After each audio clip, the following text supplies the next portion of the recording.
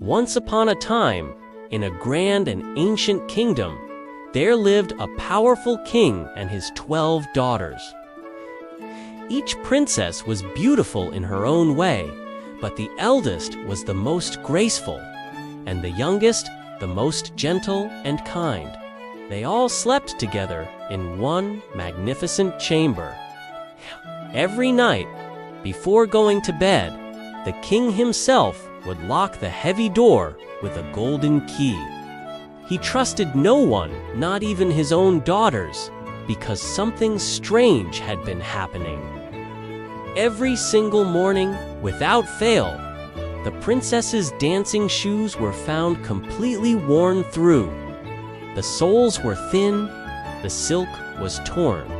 It was as if they had danced for hours, yet no one had seen them leave the room. The king was deeply troubled. "How is this possible?" he muttered.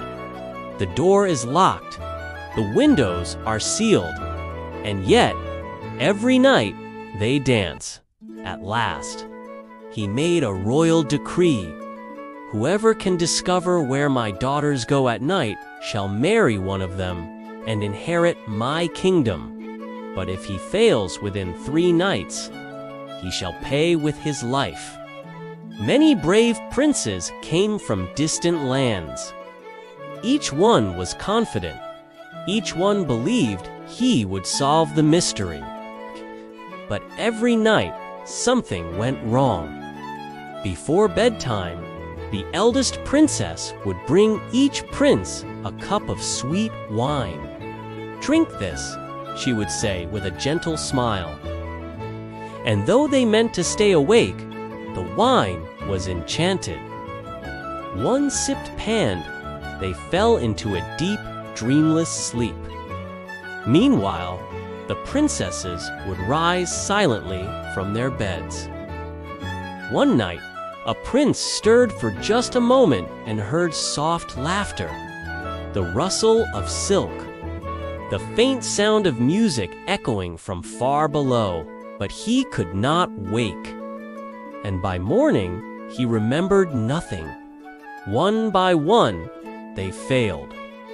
One by one, they disappeared forever.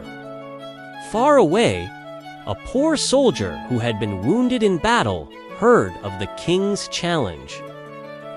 "I have nothing to lose," he said quietly. On his journey to the castle, he met a mysterious old woman standing by the roadside. "Where are you going, young man?" she asked. "To solve the mystery of the 12 princesses," he replied. The old woman studied him carefully, then nodded. "You seem honest," she said, "so I will help you." She handed him a simple-looking cloak.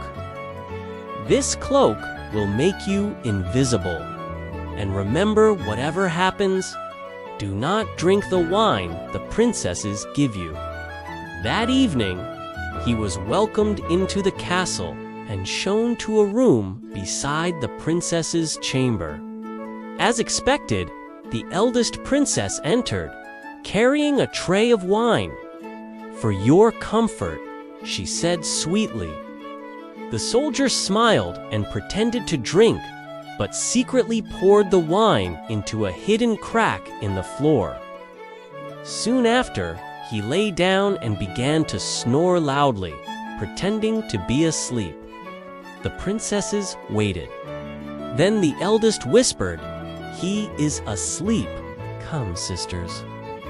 One of the beds creaked softly as she tapped it.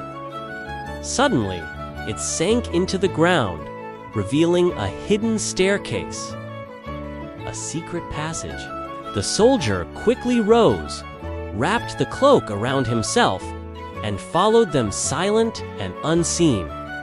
Down they went, deep beneath the castle. They entered a forest unlike any in the world. The trees shimmered in silver. Their leaves sparkled like moonlight. As the princesses passed, the soldier broke off a small branch. Crack! The youngest princess gasped. Did you hear that?" she whispered. The eldest waved her hand. "Only the wind. Do not be afraid." They continued on. Next came a forest of gold, glowing warmly like sunlight. Then a forest of diamonds, dazzling so brightly it hurt the eyes. Each time, the soldier took a branch as proof. At last, they reached a wide, dark lake. 12 handsome princes waited there, each beside a small boat. "You are late," one of them said with a smile. The princesses laughed and stepped into the boats. The soldier slipped into the boat with the youngest princess. As they crossed the water, she shivered. "Why does the boat feel heavier tonight?" she asked. "You imagine things," said her prince. On the other side stood a magnificent castle filled with light, music, and laughter. Inside, a grand ballroom sparkled with chandeliers. Musicians played lively tunes, and the princesses danced with the princes joyfully. They spun and laughed and danced for hours. The soldier watched in amazement. He had never seen such beauty. Again and again, the princesses danced till their shoes were completely worn out. At last, as dawn approached, they returned the same way. The soldier hurried back ahead of them. He lay down and pretended to wake up. For 3 nights, he followed them. For 3 nights, he gathered proof. On the 3rd morning, the king came to him. "Well," he asked. The soldier bowed. "Your Majesty, I know where your daughters go."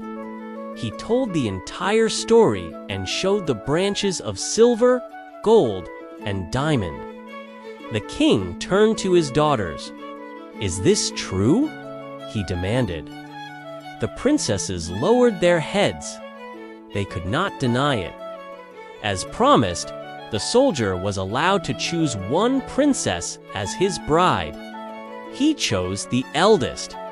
"I am no longer young," he said kindly, "so I will choose the one who is most ready to rule." The king agreed. In time, the soldier became king, and he ruled wisely and fairly. As for the 12 princesses, their secret nights of dancing came to an end. But sometimes, on quiet evenings, Akasu, they would smile to themselves, remembering the magical nights beneath the earth.